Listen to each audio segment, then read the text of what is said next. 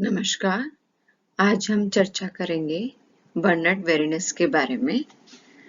Bernard वेरेनस को वेरेनस नाम से भी जाना जाता है। वे जर्मनी में हैम्बर्ग के पास एक गांव में 1622 ईस्वी में जन्मे थे। तो born in 1622 near Hamburg in Germany.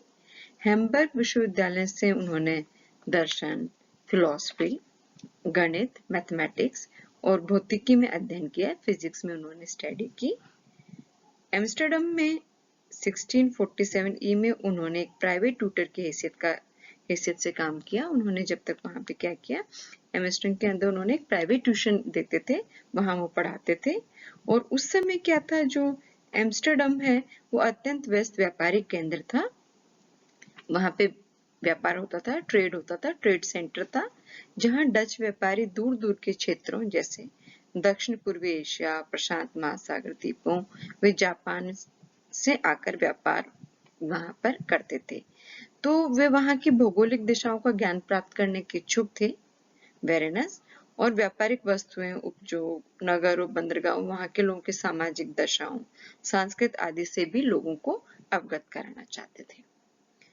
तो वेरेनस ने 1642 ईस्वी में डिस्क्रिप्शन रिगली लेपोनिस इट सैम बुक उन्होंने लिखा। वो एक उनका आर्टिकल, ये पब्लिश्ड बुक आई, डिस्क्रिप्शन रिगनी लेपोनी इट सैम, और इसके शीर्षक नाम से एक पुस्तक प्रकाशित की। वे 5 भागों में विभक्त की गई, 5 पार्ट्स में उसको डिवाइड किया गया। पहले में जापान का वर्णन, दूसरे के अंदर साउथर्नो द्वारा लिखा शाम थाईलैंड का वर्णन का लैटिन में अनुवाद, तीसरे में जापान के धर्मों पर निबंध था, चौथी में अफ्रीका में धर्म के लिए अफ्रीकन द्वारा लिखे कुछ अंश थे, और पांचवे में सरकार पर संक्षिप्त निबंध जिसमें स्थानों व मानवों का वर्णन भी सम्मिलित था। वेरेनस का जो सबसे इम्पोर्टेंट वर्क है, जो उन्होंने महान काम किया है, वो उनका वेरेनस की कृति, जो उनकी बुक थी ज्योग्राफिया जनरलिस, का प्रकाशन 1650 के अंदर हुआ। तो 1650 के अंदर उनकी जो बुक थी ज्योग्राफिका जनरल, उसका प्रकाशन हुआ। और वो फर्स्ट ज्योग्राफर थे, first geographer to divide geography into systematic geography, या उसको आप जनरल ज्योग्राफी को, क्रमबद्ध भूगोल को या सामान्य भूगोल को, दूसरा रीजनल ज्योग्राफी, प्रादेशिक भूगोल या विशेष भूगोल। तो वह पहले ऐसे भूगोलवेत्ता थे जिन्होंने भूगोल को सामान्य, जनरल और यूनिवर्सल और विशेष स्पेशल अर्थात कोरोलॉजी क्षेत्र विवरणी में विभक्त किया। तो उन्होंने फर्स्ट टाइम ज्योग्राफी को 2 पार्ट्स में डिवाइड किया, जनरल, यूनिवर्सल सबके लिए, और विशेष स्पेशल अर्थात कोरोलॉजिकल क्षेत्र वर्णनी, मतलब आप किसी क्षेत्रों का वर्णन करना। जो जर्मन भूगोलवेत्ताओं ने, जो इन्होंने 2 पार्ट्स में डिवाइड किया था, जनरल ज्योग्राफी और स्पेशल ज्योग्राफी, सामान्य भूगोल और विशेष भूगोल, और बाद में भूगोलवेत्ताओं ने इसको सामान्य विशेष भूगोल को व्यवस्थित या इसको अपन कह सकते हैं क्रमबद्ध भूगोल, सिस्टमैटिक ज्योग्राफी, और प्रादेशिक भूगोल, रीजनल ज्योग्राफी में इनको दूसरे शब्द दिए। तो वेरेनस ने भूगोल विकास में 2 प्रमुख रूपों में योगदान दिया। एक, उन्होंने खगोल व मानचित्र विज्ञानों को एक साथ प्रस्तुत किया। वे तत्कालीन विभिन्न सिद्धांतों को युक्त विवेचना की। दूसरे योगदान में उनका विषय को सामान्य विशेष में विभक्त करने से भूगोल व्यवस्थित एवं प्रादेशिक रूप से विकसित हो सका। ये तो वेरेनस पहला ऐसा विद्वान था जिन्होंने द्विभागीकरण, डायकोटोमी की नींव डालकर भूगोल के स्वरूप को विशेष बनाम प्रादेशिक रूप में खड़ा किया। तो जो वेरेनस थे, first geographer who laid the foundation of dichotomy, द्वैतवाद ऑफ सिस्टमैटिक और रीजनल ज्योग्राफी। तो उन्होंने उसके अंदर द्वैतवाद बताया कि सिस्टमैटिक और रीजनल ज्योग्राफी में तो जो डाइकोटोमी की फाउंडेशन डली वो कहाँ से डली? वेरेनस के समय से डाइकोटोमी की या द्वैतवाद की फाउंडेशन डली। विशेष भूगोल के अंतर्गत विभिन्न क्षेत्रों व प्रदेशों के विशिष्ट स्वरूपों वे आकृतियों का विवरण प्रस्तुत किया जाता है। वे प्रादेशिक भूगोल के नाम से भी जाना जाता है। The spatial geography deals with the special features of different countries and region and may be termed as regional geography. तो रीजनल ज्योग्राफी के अंदर हम क्या करते हैं? वहाँ के जो प्रदेश होते हैं, वहाँ के जो देश होते हैं, वहाँ पे कौन कौन से विशिष्ट स्वरूप है, कौन कौन सी आकृतियां हैं, उसका विवरण प्रस्तुत किया जाता है और इसी को प्रादेशिक भूगोल कहा जाता है। परंतु सामान्य भूगोल के अंतर्गत विषय के सामान्य नियमों की चर्चा सम्मिलित है और जो जनरल ज्योग्राफी है, general geography deals with the general law of the subject. General geography means systematic geography. General geography के अंदर हम क्या करते हैं? जो सब्जेक्ट है, जो विषय है, उस विषय के नियमों की बात करते हैं और इसको हम क्रमबद्ध भूगोल भी कहते हैं। सामान्य भूगोल के अंतर्गत विषय के सामान्य नियमों के सामान्य नियम बताए जाते हैं।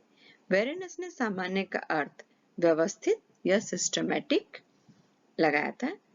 प्रादेशिक विवरण से लघु एवं वृत्त क्षेत्रीय इकाइयों के बारे में बहुत सूचना व आंकड़ों का ज्ञान प्राप्त होता है। वेरेनस ने इस बात पर भी जोर दिया कि सामान्य भूगोल और प्रादेशिक भूगोल सामान्य पर आधारित है, वे अंतर संबंधित है। सामान्य भूगोल विश्व इकाई का विवरण व्यवस्थित कर प्रस्तुत करती है। General and special geography does not mean that this are opposite to each other, rather they are mutually interdependent parts of a whole। ये दोनों अलग अलग नहीं है, ये एक ही चीज का पार्ट है और एक दूसरे के ऊपर डिपेंडेंट है। तो सामान्य भूगोल विश्व इकाई का विवरण व्यवस्थित कर प्रस्तुत करती है। ये व्यवस्था प्राकृतिक नियमों पर आधारित है, अतः वो भौतिक दशाओं का विवरण तक सीमित है। इसके विपरीत प्रादेशिक अथवा विशेष भूगोल व्यक्तिगत देशों का विवरण अथवा विश्व के प्रदेशों इकाई का विवरण है। प्रदेश के भूगोल में नियमों को लागू करना कठिन होता है क्योंकि प्रदेश के व्यक्तियों के व्यवहार के बारे में सही अनुमान लगाना बहुत ही कठिन होता है। परंतु प्रादेशिक भूगोल के नियम भी विचारों की संरचना, परिकल्पनाओं और अंततः सिद्धांत निरूपण में सहायक होते हैं। वेरेनस के अनुसार प्रादेशिक भूगोल का महत्व है, जो इम्पोर्टेंस है रीजनल ज्योग्राफी की, वो किसके अंदर है? इनके अनुसार प्रादेशिक भूगोल का महत्व सरकार, गवर्नमेंट के लिए, प्रशासन, एडमिनिस्ट्रेशन के लिए, वित्तीय व्यापार की दृष्टि से, आपके ट्रेड एंड कॉमर्स की दृष्टि से उपयोगी है, यूजफुल है। सामान्य भूगोल के आधारभूत नियमों की विशेष भूगोल में व्यवहार में लाने अथवा उसके आधार पर विवरण प्रस्तुत करने की आवश्यकता है। हम इसको कह सकते हैं कि भूगोल के दो अंग, भूगोल दो पार्ट्स, भूगोल के दो अंग सामान्य और विशेष एक दूसरे के विरोधी नहीं हैं। General and special geography does not mean this are opposite to each other. ये एक दूसरे के विरोधी नहीं है, वे एक समस्त होल के परस्पर अंतर संबंध भाग हैं। They are mutually interdependent parts of a whole। तो वो एक परस्पर अंतर संबंध भाग है। वेरेनस ने सामान्य भूगोल को निम्न भागों में विभक्त किया। जो उनकी ज्योग्राफी थी वो उन्होंने कुछ पार्ट्स में उन्होंने डिवाइड किया। वेरेनस ने सामान्य भूगोल को 3 पार्ट्स में डिवाइड किया। पहला उन्होंने कहा निरपेक्ष, संपूर्ण, एब्सोल्यूट, पार्थिव। ये क्या डील करता है? ये पृथ्वी के आकार, उसकी आकृति तथा महाद्वीपों, सागरों और वायुमंडल संबंधी भौतिक भूगोल का विवरण है। तो निरपेक्ष, ये एब्सोल्यूट जो पार्ट है वो क्या बताता है? वो पृथ्वी के आकार के बारे में बताता है, उसके आकृति के बारे में बताता है, महाद्वीपों के बारे में बताता है, सागर के बारे में बताता है, वायुमंडल के बारे में बताता है, संबंधी भौतिक भूगोल का विवरण है। Description of physical geography. दूसरा आ जाता है सापेक्ष अथवा ग्रह संबंधी, रिलेटिव और प्लैनेटरी। सापेक्ष अथवा ग्रह संबंधी, रिलेटिव और प्लैनेटरी पार्ट। इसमें क्या होता है? इसमें पृथ्वी के अन्य ग्रहों, प्लैनेट्स, नक्षत्र आदि से संबंधों का विवरण दिया जाता है। विशेषतः सूर्य का विश्व जलवायु पर प्रभाव सम्मिलित है। ये इसके अंदर प्लैनेट्स के बारे में बात करते हैं, नक्षत्रों के बारे में बात करते हैं, ग्रहों के बारे में बात करते हैं, उसके बारे में इसके अंदर स्टडी की जाती है। तीसरा आ जाता है तुलनात्मक, कंपैरेटिव सेक्शन। तुलनात्मक, कंपैरेटिव। इसमें विभिन्न स्थानों को एक दूसरे की तुलना में, इसमें विभिन्न स्थानों की एक दूसरे की तुलना में स्थिति का विवरण और नौ संचालन, नेविगेशन के नियमों का उल्लेख किया जाता है। तो जो कंपैरेटिव थी, कंपैरेटिव सेक्शन, इसके अंदर विभिन्न स्थानों को एक दूसरे की तुलना की जाती है, तुलनात्मक स्टडी की जाती है, कंपैरेटिव स्टडी की जाती है, तुलनात्मक अध्ययन किया जाता है इसके अंदर। खगोल भूगोल के बारे में वेरेनस की धारणा कोपरनिकस, कोपलर व गैलीलियो से मिलती जुलती है।